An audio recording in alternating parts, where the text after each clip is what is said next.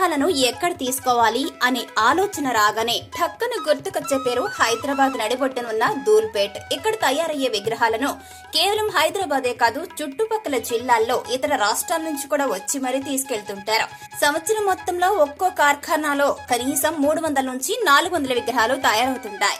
ధూల్పేట్ లో హోల్సేల్ గా కొనుక్కొని మరీ రీటైల్ గా విక్రయించే చిరు వ్యాపారులు కూడా ఈసారి పెద్ద ఎత్తున గణనాథులను కొని వ్యాపారం చేయడానికి ముందడుగు వేస్తున్నారు. ఇక వివరాల్లోకి వెళ్తే, కొత్తగా ఏ పని లేదా కార్యక్రమం ప్రారంభించిన తొలి పూజ గణనాథునికే చేయాలి. ఎందుకంటే ఆయన అనుగ్రహం పొందితే పనిలో ఎలాంటి విఘ్నాలు కలగకుండా అది విజయవంతంగా పూర్తి చేస్తారని నమ్ముతారు.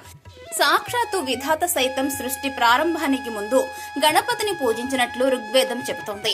అలాంటి వినాయకుడు పుట్టిన రోజైన భాద్రపద శుద్ధ చవితి రోజుని వినాయక చవితి పండుగను జరుపుకుంటారు.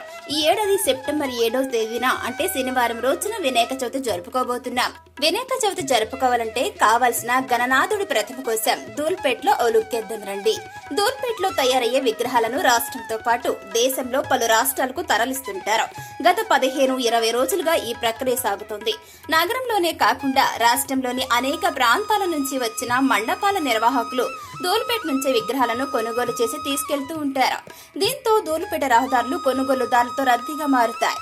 2 నెలల ముందు నుండి వినాయకుడి విగ్రహాల క్రయ విక్రయాల అడ్వాన్సులు స్వీకరిస్తూ రంగురంగుల వివిధ రకాల ప్రతిమలతో గణనాథులను తయారు చేస్తూ ఉంటారు ధూల్పేట వాసులు. అయితే ఈసారి చూడాలి ధూల్పేట్ లో ఎన్నెన్ని రకాల విగ్రహాలు తయారవుతాయన్నది.